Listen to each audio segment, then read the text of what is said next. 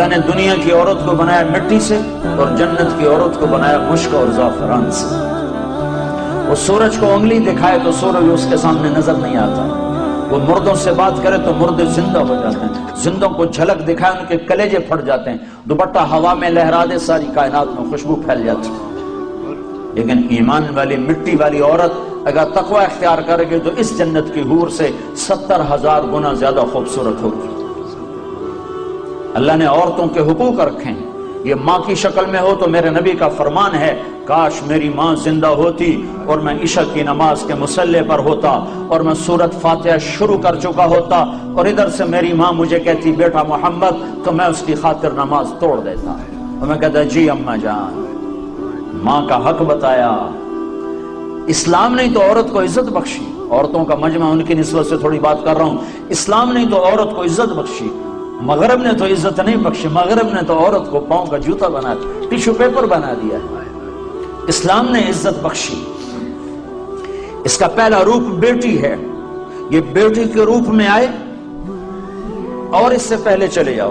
اللہ نے آدم علیہ السلام کو بنایا مٹی کٹھی کرو، مٹی کٹھی ہو پانی ڈالو، ڈال گیا، گوندھ چھوڑ دیا، وہ کالی ہو گئی، بلبلے چھوڑنے لگی، پتلا بناؤ، کیسے بنائے؟ ایسے بناؤ، ایسے بناؤ، بنا دیا، چھوڑ دو۔ ننگا پتلا آدم کا 40 سال پڑا رہا، ہوائیں چلتی رہیں، دھوپ پڑتی رہی، خشک ہو گیا، روح ڈالی، کپڑے پہنائے، جنت میں ڈال دیا۔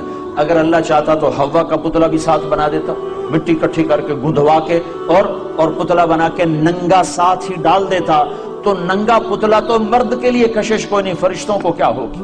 اور بے پردگی تھی کوئی نہیں کہ تھا ہی کوئی نہیں، بے پردگی کس سے تھی؟ تھا ہی کوئی نہیں، تو دونوں پتلے ساتھ ساتھ بنتے، آدم کا بھی حوا کا بھی، دونوں ننگے ہوتے، پھر دونوں میں روح ڈالتا، پھر دونوں کو کپڑے پہناتا، پھر دونوں کو جنت میں ڈالتا۔ نا نا نا نا، ایک تو انتظار کروایا، انتظار کروا کے چیز عطا فرمائی اللہ نے کہ بڑی چیز کو ایویں نہیں دیا جاتا، کچھ تھوڑا سا مشقت میں ڈال کے دیا جاتا ہے۔ تو اللہ نے زندگی کا ساتھی آدم کو دیا، جنت آپے دے دی اور حوا کا انتظار کروایا، جنت کا انتظار نہیں کروایا، حوا کا انتظار کروایا۔ پھر مٹی نہیں اکٹھی کی، پتلا نہیں بنایا، پانی نہیں ڈلوایا اور اسے ننگا نہیں ڈالا، بلکہ آدم کو سلا دیا، فرشتوں کی آنکھوں پہ پردہ ڈال دیا۔ جب آدم علیہ السلام کی آنکھ کھلی ہے تو اپنے پہلو میں ایک عورت کو مکمل لباس میں پردے میں پایا ہے۔ پہلے دن سے عورت کو عزت سے بنایا ہے، کہا آدم تیری پسلی سے نکالا ہے۔ ادھر الٹے ہاتھ کی پسلی سے کیوں نکالا ہے؟ کہ ادھر دل ہے، کہ عورت ہر روپ میں دل میں جگہ پکڑتی ہے، ماں، بیٹی، بیوی، بہن، دادی، خالہ، جس روپ میں ہے اس کا مقام دل کے قریب ہے، دل سے دور نہیں ہے۔ اور اللہ تعالیٰ نے آدم علیہ السلام کو انتظار کروایا، اور آدم علیہ السلام کو جنت اچھی نہیں لگ رہی تھی، کلے گھابرے پھر دے آئے، حوا ویکھی تو خوش ہوئے، کہنے کہ یا اللہ کون تیری بیوی؟ آدم علیہ السلام کال کی تھی اگوں ہے، تو اللہ تعالیٰ نے کہا مہر تو ادا کر، مہر تو ادا کر۔ کہنے کہ کیا مہر ہے؟ کہا میرے آخری نبی پر ایک درود پڑھ دے، یہ مہر ہے، یہ مہر ہے اس کا۔ مردوں میں سب سے خوبصورت کون ہے بھائی؟ یوسف علیہ السلام مردوں میں سب سے خوبصورت ہیں، اور عورتوں میں سب سے خوبصورت ہے اما حوا۔ تمام مستورات جتنی پیدا ہوں گی، جتنی پیدا ہوئی، ان سب میں خوبصورت ترین عورت حضرت حوا ہے۔ پہلے دن عزت سے پیدا کیا، پردوں میں بٹھا کے پیدا کیا، اور بیوی بنا کے ساتھ رکھا، اور حقوق رکھے۔ اگر بیٹی پیدا ہو تو میرا نبی فرماتا ہے 3 بیٹیوں کی شادی کر دو تو جنت واجب ہو گئی، 10 بیٹوں کی شادی کرو تو جنت واجب کوئی نہیں، 3 بیٹیوں کی شادی کرو تو جنت واجب ہو گئی۔ تو ایک صحابی نے پوچھا یا رسول اللہ 3 نہ ہو 2 ہو؟ تو کہا 2 کی شادی کرو تو جنت۔ ایک نے کہا یا رسول اللہ اگر 2 نہ ہو، ایک ہی بیٹی ہو اور آگے کوئی سلسلہ بھی نہ ہو؟ تو آپ نے کہا 1 بیٹی کی شادی کر دو تو جنت واجب۔ یہی بہن بن جاتی ہے، بیٹی سے بہن بنتی ہے، بھائی آتا ہے۔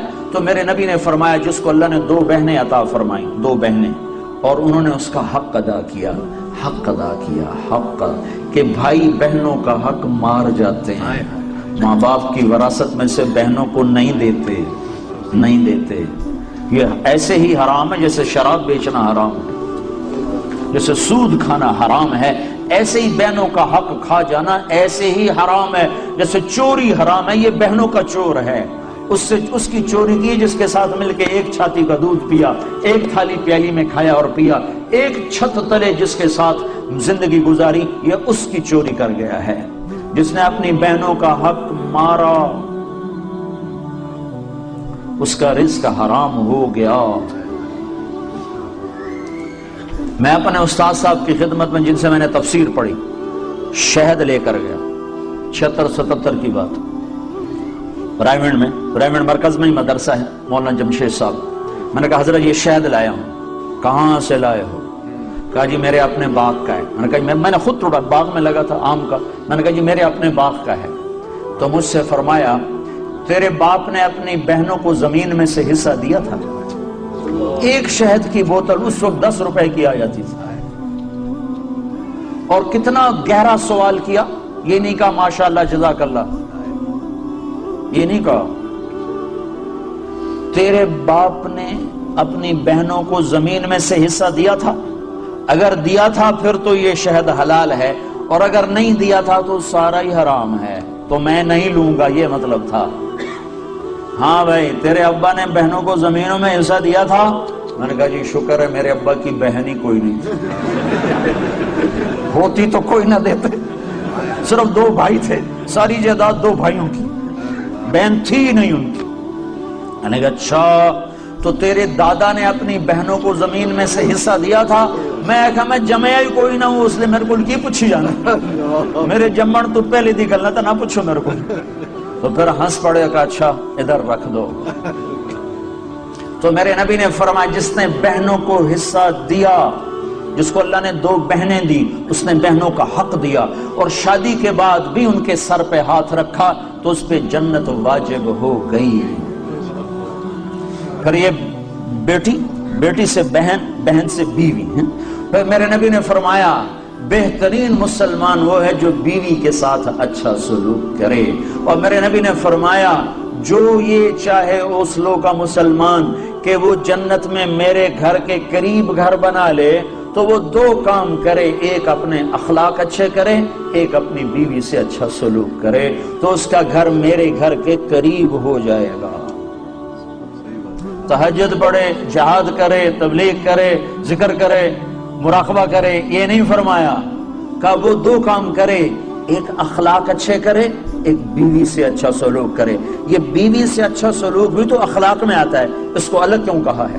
کہ بہت سے لوگ باہر بڑے اخلاق والے ہوتے ہیں اور گھر میں بیویوں کے ساتھ بڑے بدتمیز ہوتے ہیں، اور ہمارے ذمہ داروں میں عام ہے یہ حدیث۔ ایسے میں آنکھوں سے دیکھ رہا ہوں کہ میرا سارا خاندان، میرا معاشرہ جو ذمہ دار معاشرہ ہے، وہ باہر ڈیرے ڈار ہیں، ذمہ دار ہیں اور بڑے سخی ہیں، بڑے مہمان نواز ہیں، لیکن گھر میں اتنے ہی بدتمیز ہیں۔ بیویوں سے ایسے سلوک کرتے ہیں جیسے نوکرانیاں، بیویوں کے ماں باپ کو ایسے گالیاں نکالتے ہیں جیسے انہیں گالی دینا ثواب کا کام ہے۔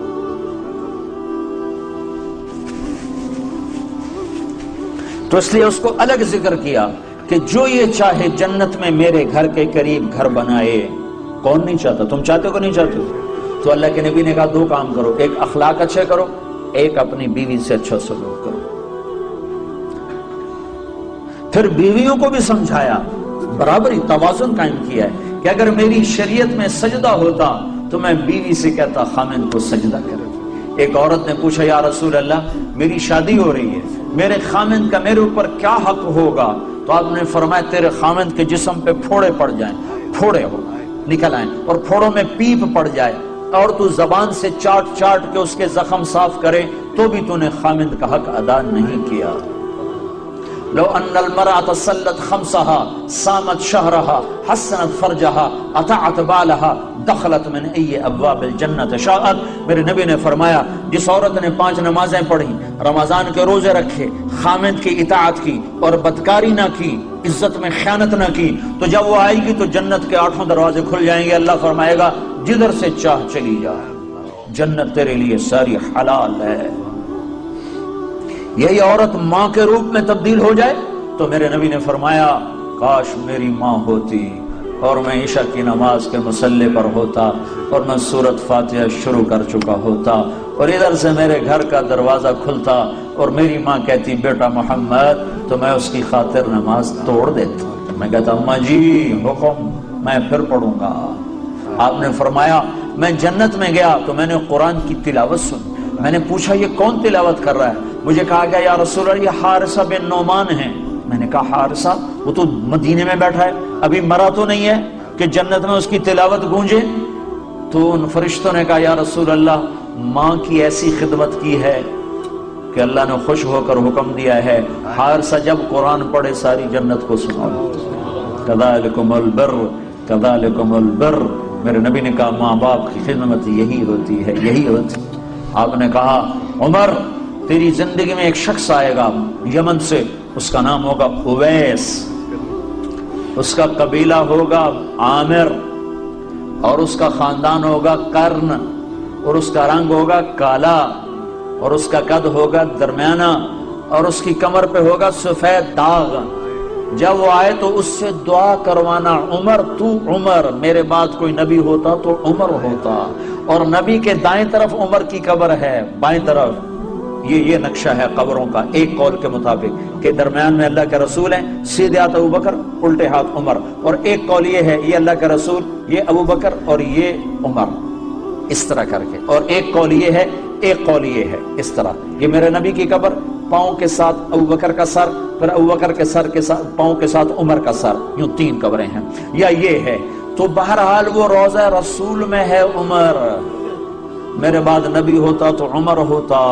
اور آپ مسجد میں داخل ہوئے، آپ کے ادھر ابو بکر تھے ادھر عمر تھے، تو آپ نے دونوں کے ہاتھ پکڑ لیے اور آپ نے کہا دیکھو دیکھو مجھے دیکھو، قیامت کے دن میں ایسے اٹھایا جاؤں گا کہ ادھر میرے ابو بکر ہوگا اور ادھر میرے عمر ہوگا.